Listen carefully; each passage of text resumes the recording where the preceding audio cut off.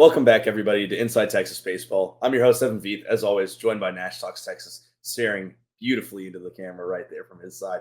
Unfortunately, Nash, it was a rough weekend again for the Texas Longhorns. 1-5 in their last 6 SEC games in the last 2 series of the year. Florida comes in, takes 2 out of 3 Friday and Sunday, beats the Longhorns, and just a not a very fun weekend in all aspects of it. From the crowd not really showing up, some controversy online, poor performances from the team. Not what you were chalking up for when you hoped for the last home weekend for players like Schuster, Duplantier, and potentially more. So, Nash, I know you were there for a lot of these games. What was the dish like? Because I know you've talked a little bit about behind the scenes how we were hoping for a little bit more from maybe the fans and everything around it.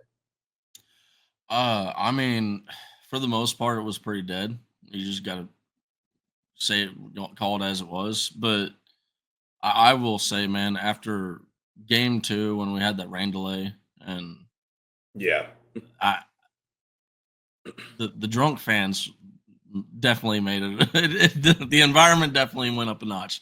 I mean, I'm sitting there. I'm like, let's get an open bar outside the stadium for the regionals. I mean, this is like we need atmospheres like that where people are just like that, they're not ashamed to yell, like, they don't care about looking, like, silly, like, they got that liquid courage in them, and they're feeling great. Nothing like a rain delay to make the most egregious fans slam 3 beers. That first game was not the rain delay. That was more the controversy side of things as Texas fell pretty uncompetitively to Florida on Friday. You got Riojas chased out of the first inning. A lot of walks in general from the pitching staff. I believe it was about 4 or 5 runs just in that first inning alone. Texas's bats really didn't wake up at all, and there was some talks with about the chirping with Jonah Williams between the pitchers. But what was your read from the pitching side of things? Because the walk number was pretty. What really stood out for this team, and it seems what got Florida going there early.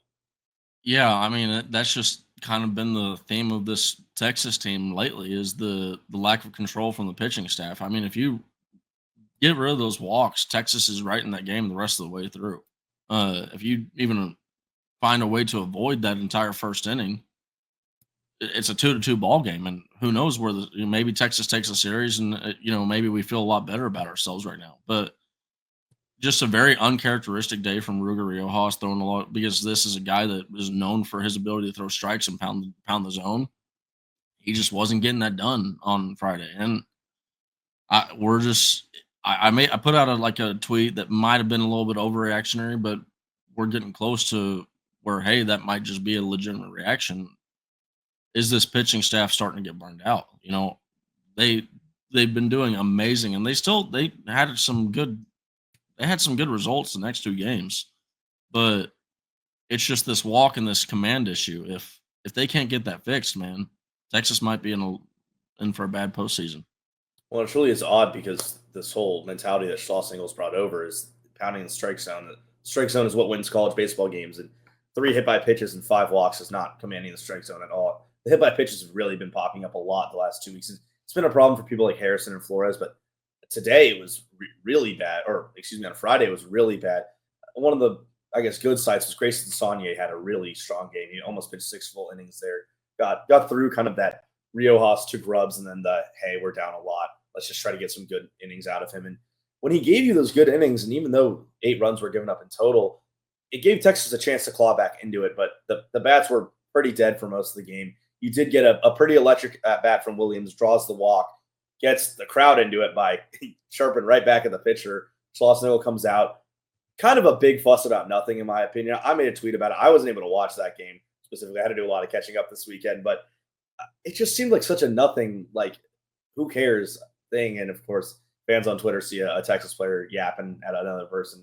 Suddenly they're up in arms. But I think it was something that was needed to be done by Williams, a player who kind of gets the energy wise of things and gets the idea of hyping up your own team to get back into the game because it was dead up until then and dead in the ballpark, like you were saying. I liked what he did. I don't know what your take is on that. Yeah, I mean, I have a few takes on this whole Jonah Williams thing because there's more than just the batting. One, that's about how he normally approaches taking a walk. Yes, he was a little bit more amped up than normal, but I just attribute that as he was trying to, get his team juice because there's other ways that I'm going to show that. But he just that there's nothing really different about how he took that walk.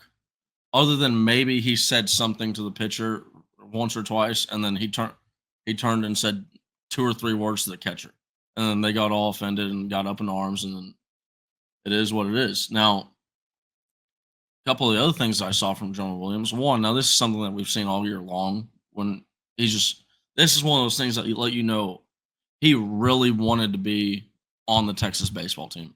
Was he is always one of the biggest cheerleaders in that dugout when he's not on the field.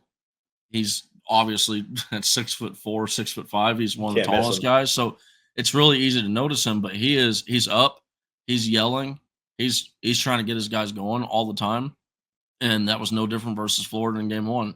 Uh, Another thing that I noticed is we're down 7 runs, and he is sprinting on and off the field from left field. Like that's just it's one of those coaching cliche things, right? Where you're telling your guys to hustle, right? Hustle no matter what the score is, if you're up or you're down. And that's Jonah Williams. And it's just he's one of these guys that the way that he carries himself, you can tell he was trying to get some juice. He was trying to get his team juiced up, and it worked. The team got a little bit of juice. The dish got a little bit of juice. I mean, right before that, I had said something that it was I didn't even say it that loud, right? But I I think the people in right field could have heard me because there was nobody. So It quiet. was literally that quiet. I swear to God, I was the only person that said a single word inside the dish at that exact moment. And after that walk, I mean, the everybody is on their feet and yelling. So I mean, if his goal was to get the team and the dish motivated, well, he Or did it that. worked, right? And he got a walk out of it too. So I'm not gonna hate on the dude. And obviously, another thing that I want to point out about this is it's easy to just say this about his name. I've seen Kimball Schuster nod his head, like shake his head no. Like I've seen tons of guys Players from every do team. that all throughout the year, but their names aren't Jonah Williams. They're not a 5-star that also plays football. So they're not gonna get the same amount of clicks as you would on a Jonah Williams. So it is what it is. But and for any of the Aggie fans that want to say, "Oh, well, what do you say about Cash?" This is far from Jonah Williams stopping in the middle of the field and saying, "Hey, come fight me." It's crazy. That there is a bit of that kind of Soto swagger to what Williams' approach is, especially on those walks. He looks for him, and it's part of why he's such an efficient player. He had a good weekend too in general. Him and I would say Rodriguez were two of the best hitters. On Saturday, you saw a crooked inning really be the difference for Texas. The reason that this was no sweep after the rain delay, which took Harrison out of the game. I thought Harrison pitched pretty well after recovering from that first inning. You got that was it sixth inning where they scored 5 runs, 2 homers back to back from Galvan and Flores, and then get the bases juiced and Williams delivers a huge hit, one of the most important hits that any player has had all season. Double into the gap, scores the 3 runners, and Texas is on top 5-2. And from there, you get the Dylan Vlantis show, which just a reminder, he's still here. He's still on this team, no matter how struggling the rest of the pitching staff is. He's as nails as ever. Gave you that 2 1/3 inning save. I thought it was a great performance on Saturday. I think it really was what the team looked like. It almost seemed like they were back to normal, where they're winning games with not high scoring numbers, but you have a big inning here that propels you into a big win after your closer, who's arguably the best in the country. D1 Baseball Adams, their number one guy, can come in and shut the game down. That was a good win for Texas and one they really needed, both in retrospect and at the time.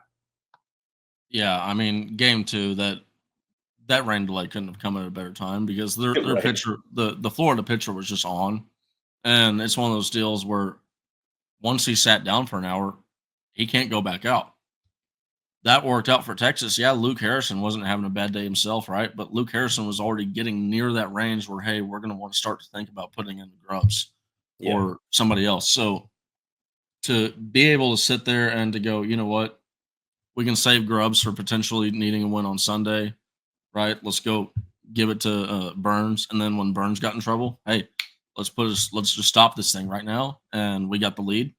Let's throw out the closer, right?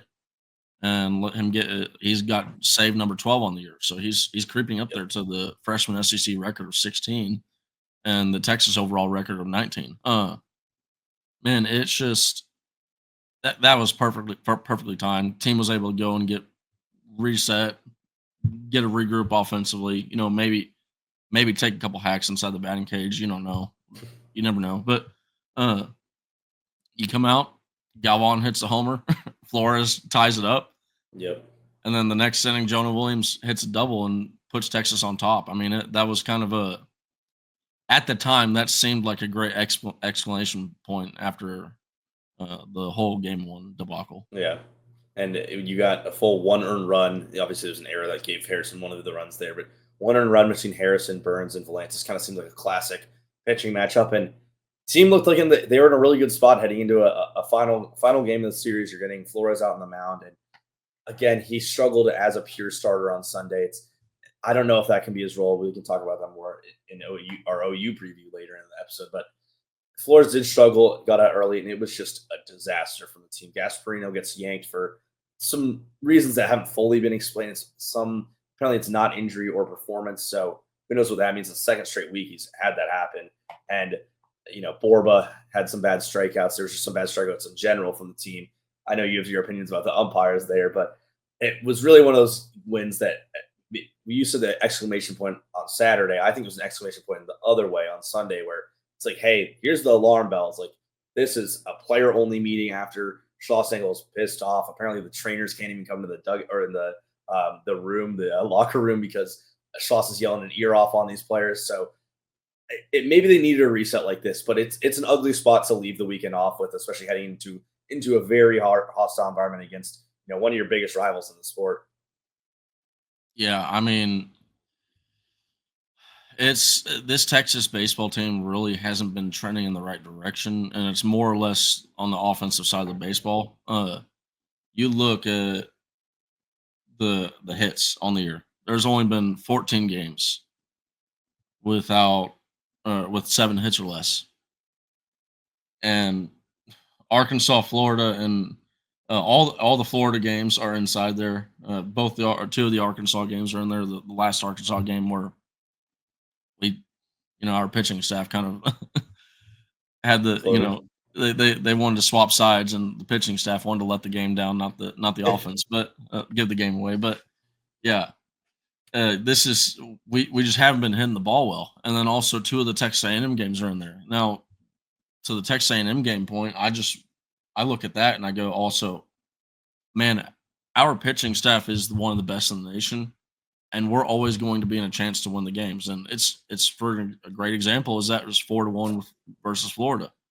Yeah. We had some really nice opportunities late in the game where if we just get one or two hits, we're having a different tone on this post game show right now. Are different, yeah. And maybe overall the Texas fan base has a different tone. So this pitching staff is going to be able to keep you in it with games like Texas A&M, 7 hits, and one of them with 8 hits in the game.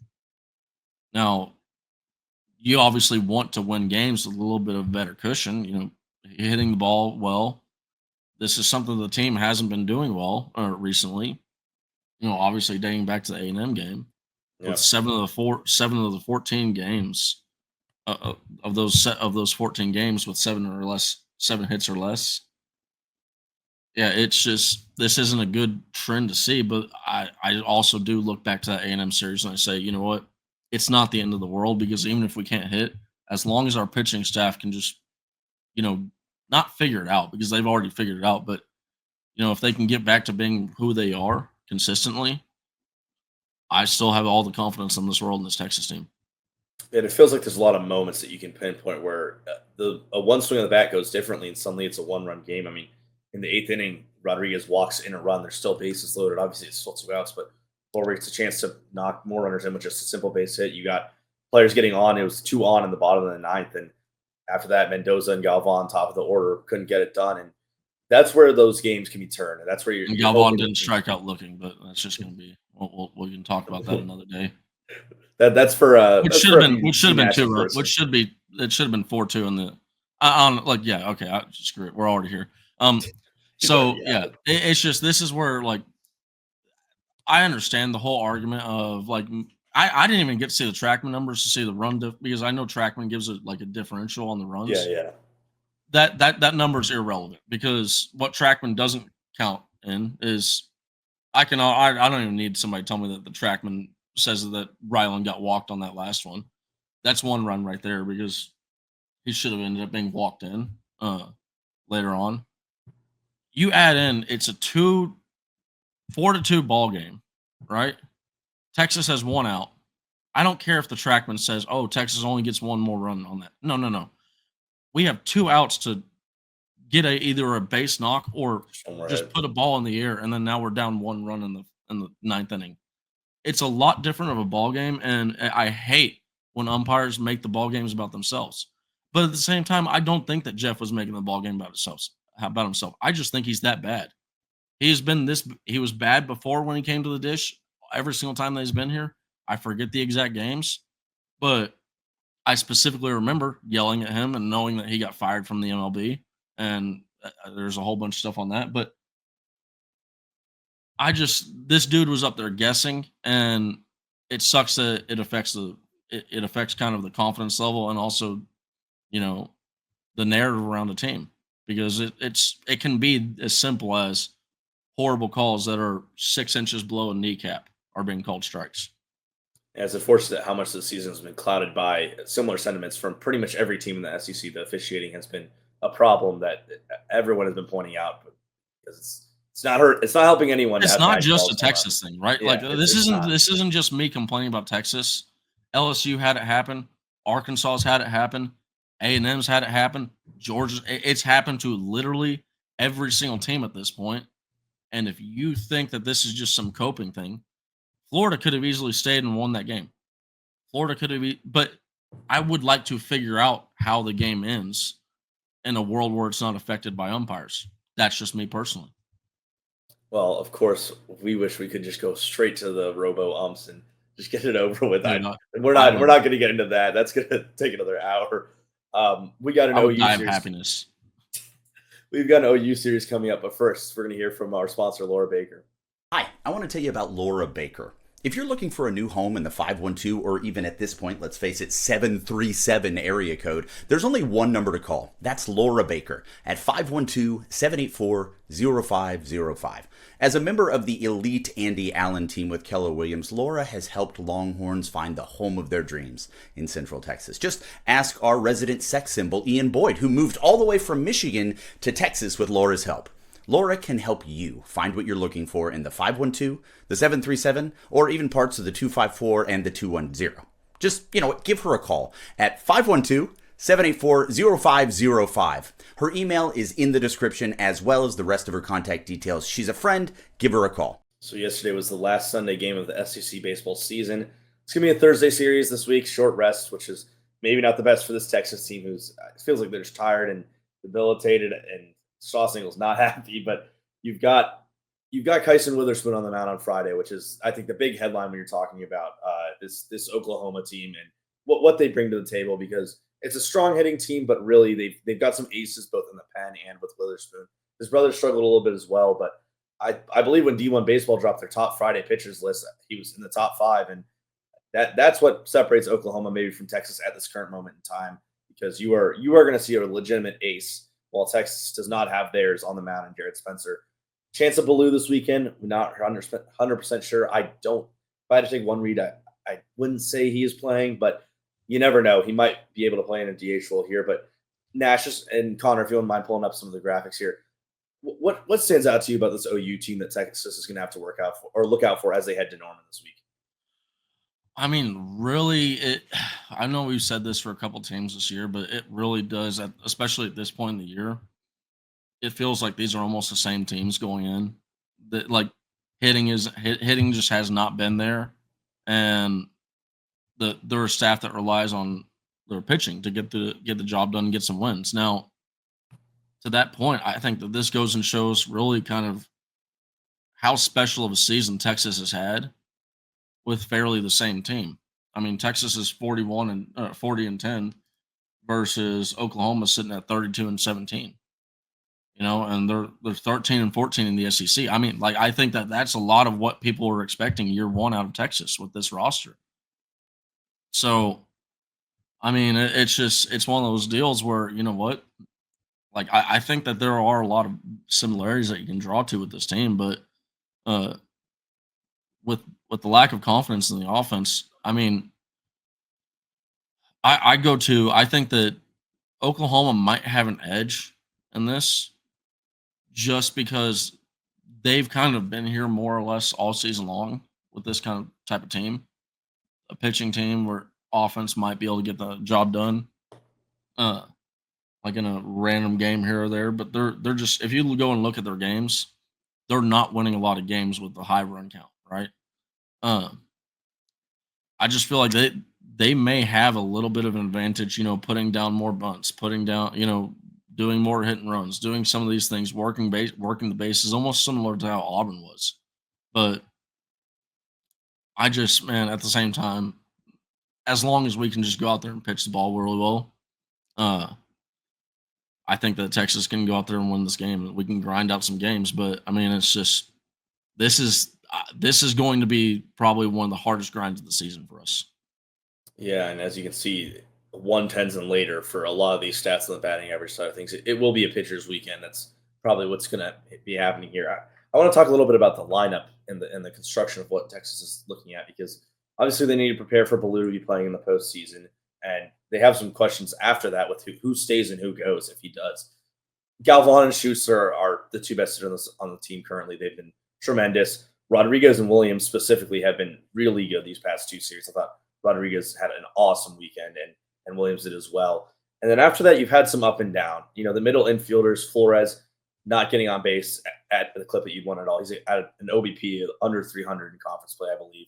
Mendoza not slugging as much. Gasparino's had his own problems with strikeouts and whatever's going on with him. So as Baloo's coming in, who do you think maybe needs to step up this weekend the most here and maybe either prove their role in the lineup instead of being replaced, or just needs to be good to get into the postseason in a hot streak and at a better spot for the team? Yeah, I'll see if Connor can pull up the charts here for the hit streaks that we kind of had for the A&M game. That's right. Yeah. Really, you can see like Rodriguez. Not only does he have a like good batting average that's going to play above 300, like you said, he's been consistently like hitting on that line almost linear, right? Mhm. So he's been a really good 300 hitter for us recently. Williams, a lot of the same thing. Williams has been looking really good, but the one thing that you don't like to see, and you see with a lot of hitters on this graph, is if you remember a couple weeks ago when we did the Texas A&M preview, you don't want to see an arch where on the left side of on the top side you see like a little bit of a hump. That means that hitters were doing good, and then they've started to kind of do bad now. Look at like Mendoza, a guy like Gasparino, Flores, and not to say that they're doing bad now. Obviously, Flores hit a game-tying home run in Game 2 versus Florida, but they just they have not been getting the amount of hits that they were at certain points earlier in the season. Like Kimball Schuster, he was starting to really heat up. He's starting to kind of cool down a little bit now. Some of that is more or less a lot of the same stuff that happened earlier in the season, where he keeps hitting the crap out of the ball and he's just flying right at guys. But Yeah. I mean, it's just hitting is one of these tricky things, and I don't know if there's anything that I'm going to be able to say that's, hey, we're going to be out of the streak now, or when we're going to be out of the streak. I think the best thing that you can just hope for is that we start hitting the ball really well in the regional round, and Yeah. that continues all the way, hopefully, to the final game of the season. Yeah, these last 9 games of the A&M, Arkansas, and Florida, Texas is only averaging 3 runs per game, and I think part of that comes from these home runs are solo shots a lot of the time. We saw with Flores and Galvan. Schuster, I do think from what you said it's true. He's still hitting the ball hard. There's at least 2 I remember from the series where just lined it and it went to an outfielder. If it's hit a little bit to the left, it's in the center gap. If it's hit a little bit higher, it's hitting off the back of the wall. But instead, it's right in a glove, which that happens. It's baseball, and I don't think we can just it's baseball through the Texas losing 5 of their last 6. There's things wrong with the team that need to be fixed, but you'd hope and expect that someone like Mendoza, who's top of the order guy, getting on base so much, whether it be walking or hitting, is going to have a game here or there where he's going to get that 3 hits. Flores, I looked at it recently, in the last 7 series, so 21 games, he's only had 2 multi-hit games. He has these Mr. Clutch moments, but it's the only hit he's getting of the game. which Look, is the but problem. I'm not. Hey, you know what? if your one hit is a clutch hit, I'm taking it. You keep him in the batting order, right? Well, You and don't that's know why when he's a that's Longhorn happening. legend. The baseball gods like that guy. Well, and The baseball gods he's like really him. stepped up at shortstop. I mean, you saw the play, Oh, he's the a weird play great with defensive Winfield. shortstop. Yeah, and that's something that we pointed out at the start of the year that hey, that's got to get better, and it did. And that's to Flores's give him credit there. I do need to see Borba and Farmer specifically have some big weekends because kind of what I was alluding to, Baloo's coming soon, and either it's like with the flexibility this roster has, Rodriguez can play third, or Baloo can just take your spot in right field, Farmer. Like just because you started the year doesn't mean it's anointed to you with how Williams is playing. So that's a big position for that I would like to see. On the pitching side of things, do you think this weekend rotation is staying the same, or is it maybe a Max Grubbs Friday start, Rios back to Sunday? What do you think is going on with that? I really don't want to see Max Grubbs get put in the starter role, and not because I don't think that he can handle that role. I just think that he does so well, and that like you look at we were we'd given up 6 runs, and it's like, hey, Grubbs, we need this to like kind of stop. we need this to stop right now. Okay, let me just strike out 5 of the next 7 batters that I see. Right. And then to the point where he's looking so good that Sauce is like, we can't have that on the mound in the game like this. Like, no. Get him out of there. Get Sonya Yeah, in. get his ass out of here, right? But so I look at this, man. I want a couple of things. One, I'd like to see Schussler because, like we said, he's making solid contact. It's not like he's just striking out a bunch of times, unless there's an absolutely awful umpire that shouldn't even be in the game of baseball. I want to see him in the leadoff spot, right? Up until, I mean, right now, it looks like Mendoza, the injury that he suffered might be affecting him, not It's just on lingering the more than we thought. defensive side of the field, but, it's still lingering on the offensive side. He's still getting hits, right? Borba, I'm not worried about. One thing that I wish I'd put this up here too, sent this graphic to Homer. Borba's been one of the best defensive third basemen that we've had at Texas in my lifetime. Like almost like a top 10, if not top 10. So Borba's been doing some really good stuff defensively that I just at the hot corner, man, I'm not gonna discount that. I want that on the field. It just like it sucks because like Farmer, you can see that little rise in his hits. Yeah. He had a good hot streak, but man, that dude's been cooling off. Like he's ice cold right now. Yeah. Had that one And double down the line. it's a deal where if Max Blue's back, man, like in my opinion, where I'm not making a lot of money as a coach, I'm not a coach, so trust whatever Schloss does over me. Farmer's got to be the guy that you're just taking that bat either Farmer or unless you think that Mendoza's being taken out of the lineup. Now, one thing that's interesting is the situation with Will Gasparino. I don't know. Honestly, like honest to God, this is the first I've heard of it on this show. So I'm gonna have to be like literally as soon as this show ends, I'm gonna have to be doing some snooping around. Not snooping around, but like just looking at the post game show, post game press conferences from Schloss to see what was being said. But man, yeah, it just looks like Farmer's probably the guy that the odd duck looking out. I mean, but at the same time, that also does give us a very experienced bat and a very experienced glove to like this lineup is going to continue to add and have more flexibility as we get guys healthy from injury. And having Baloo Galvan, it's 2-3, however you chop it, is going to be one of the best duos in the country. We're going to go over to some rankings and some talk about what Texas needs to do to wrap up this conference championship because they've now fallen in pretty much every ranking. I mean, in every ranking apart from ratings, which we'll talk to you about later. D1 baseball, I know, is the one that most of you pay attention to. Still number 3. Still giving them the benefit of the doubt that hey, they're on top of the SEC. They are able to clinch it this weekend if they're a good enough team to win it against Oklahoma. And Baseball America has been pretty high on Texas a lot of the year, down to 6. Perfect game. This is the lowest they've been all season, going from number 1 2 weeks ago to number 8. They were the ones that always loved Texas, and now they're so bullish, they're really not buying in. Yeah, they're not. Athletic and USA Today also at 3. it seems like that's probably a fair place to hover them. I wouldn't say they're playing like a top 3 team in the nation right now, but you also have to take into account that they've played like the number 1 team easily up until the Arkansas series. So a lot needs to be done with this Texas team to stay around, but and they're still a consensus top 5 team in most people's eyes, and that's a great place to be at this late in the season. Yeah, I mean, like I think the thing that's really just going through the people's heads that are ranking teams is when they're trying to like figure out how far they should, send down Texas. It's like if you're going for the D1 baseball poll, right? They're top 25. It's okay. Well, who are the top guys? You got LSU at the very top. LSU, Okay, well Texas won 2-1 beat to 'em. them. Okay, Auburn's in our top 6. Georgia's a top 10 team. You go to Baseball America, Sweet.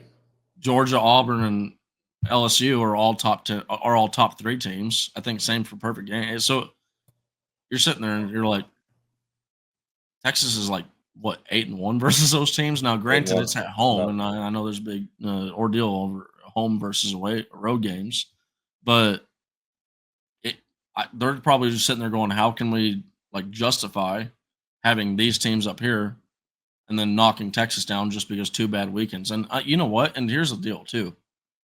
Welcome to life in the SEC, right? This is Yep. what Lot SEC baseball is like. Winning, losing series to some really good teams. Florida came in really, really hot. If you wanted to like look towards the Oklahoma series coming up, Oklahoma's on a 4-game losing streak coming into a short weekend just like Texas. So it's not necessarily the same as the Florida thing, but man, it's hard for me to get mad at Texas having only lost 2 series so far to some Yeah. really good baseball teams. And it's come in back-to-back weeks, but that means that you haven't done it before then. So, Connor, if you want to pull up the rating side of things, we can kind of get a little more analytical on it. Still places like Rob's rankings and DSR that has them at number 1, 64 analytics, number 3 there with still a top spot. RPI, the real difference between the top teams and the RPI is strength of schedule wise. Georgia's number the number 1 RPI team. They're 7th in strength of schedule. Then RPI 1 and 2, Auburn and Vanderbilt are 2 and 3 ahead of Texas. So that's the thing is that Texas is in the 20s. It's because they haven't been playing the away games. It's caked into their ratings. That's why they aren't the number 1 team right now, but still one of the best records in the country. And we can talk about the SEC standings a little bit as well. If you and I know we haven't been on this one, but let's pull that one up, Connor. They are fine. The magic number is 2 for Texas this weekend. It's Arkansas loses 1, Texas wins 1. They don't even need to win the series, and they have the title to themselves. If they win 1, they automatically clinch co-owning the title of the SEC. And at that point, if they have won the SEC title outright, no tie, Arkansas doesn't sweep, Texas gets it done, they're probably going to be the number 1 overall seed heading into the postseason, even with how grim it's been the past 2 weeks. That is such an important thing to be able to say for a team heading into the postseason. Yeah, and I mean this is kind of thing. Like I understand that Texas has had a fairly lackluster last 6 games, losing 5 of the last Way to 6. put it. But and I understand like it's also easy for Texas fans, right? Sky's falling. We're not gonna host a super, right? We're not gonna be a top 8 seed. There's only 3 teams in the race for the SEC title, and Texas is ahead by 1 game still from the next closest team. It's just if we win just one game, and we're co-champions. Well, and we can win 1 game, and we can still end up being outright champions, depending on if Yeah, what Arkansas Arky goes does. 1 and 2 as well. It's hard to see a world where they go, you know what, we're gonna judge you so harshly on the last quarter of your games that you're the SEC champions, but y'all aren't hosting a super regional, and we're gonna put 3 other SEC teams in to host supers, right? Like you're not gonna have the SEC champion on the outside looking in, you know. So it's just one of those things where if we just win 1 more game, even if we're co-champions, it's probably impossible for them not to get just narrative wise to not give Texas a top 8 seed. Now national seed means top 16 now, but most people when they say national seed they mean top 8 because of how long it from 1997 to 2018 that's what it meant. But yeah, man, At this point, just win one game. It would have been nice. I really wanted to win the one game versus Florida, and the main reason why was I wanted us to be able to celebrate the SEC championship at home. Like, Yeah. hey, we're champions Let at those home. seniors get it. Yeah. Now if we do that, it's got to be on the road. And also on top of that, this is kind of the one thing that I'm hoping doesn't happen. Like I hope they acknowledge it on game if we have it, if we won game 1 and we win co-champions, we clinched it. I hope they acknowledge it. Maybe they do like one picture and then that's it. You still got two games left. I don't want a situation where guys are feeling like I don't want to celebrate after game 1 when there's still 2 games left to be played in the series. Now that's just a personal thing, but I mean, I'm not really worried about this team and their mentality of overlooking the last 2 games, but just go win those games, and once you win the series and you win the if we get 2 games, sure, Pop let the it go, champagne. let it go. Who cares about that last game? And as we wrap it up, I just want to give one little special shout out to Missouri down there. They have infinitely surpassed where they were last week with the sweep over Texas A&M, which one of the funniest things you'll see in college No, baseball. dude, it's so funny because it's like if you were talking to people about, well, could Texas A&M still miss the tournament? No, they're not gonna last week. It's like, yeah, that's what no, they can't miss the tournament. They have Missouri and then they got Georgia. Like even if they get swept to Georgia, they're still looking in a good spot to, with them wins over like nobody, not even Texas fans were like, yeah, that team's gonna lose to Missouri, not gonna get swept to Missouri. I, what happened? That's all I gotta say. Like yeah, Missouri's not a good baseball team, and Texas they're a bad A&M. one, I'd say. Look, Texas. Like I know this might be a controversial take here, but Texas A&M's a good baseball team, but damn, they are not playing like one. Yeah, 10 16th in RPI. Got to go to Georgia next week. It's not gonna be a fun one. possibly finishing 10-20 on the year. They at this point, their only tournament hopes are to go and win the SEC tournament, which is what that's like 5 games straight that they got to win. Yeah, they would have to. They're coming from the bottom. God, Puts a smile on a guy like Nash talks Texas's face. That's gonna do it for us here. just seen the Inside smile Texas after Baseball today.